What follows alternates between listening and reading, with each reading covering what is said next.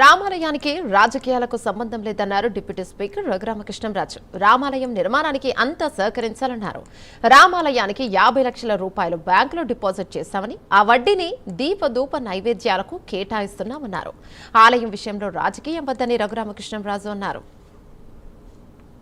ఎప్పటి నుంచో గత 2 నెలలుగా మనందరం ఆకాంక్షిస్తున్న ఆకివీడు శ్రీరామ మందిర పునర్నిర్మాణం శంకుస్థాపన కార్యక్రమం చాలా ఘనంగా భక్తజనుల నడుమ ఉత్సాహంగా జై శ్రీరామ్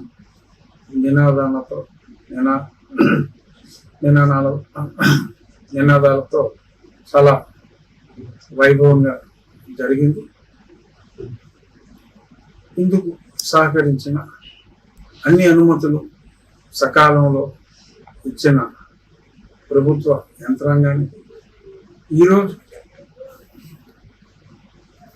త్రేతాయుగంలో కూడా మరి ఏదైనా యాగం నిర్వహించాలంటే అప్పుడు దానవులను రాక్షసులను ఓ బ్రీడ్ సెపరేట్గా ఉండేది. సో అప్పుడు యాగ పరిరక్షణ కోసం మరి కొంతమందిని రక్షణగా నియమించుకోవాల్సిన అవసరం ఉండేది. అలాగే ఈరోజు కూడా మేము ఈ శంకుస్థాపనలో యాగం కూడా తలపెట్టాం.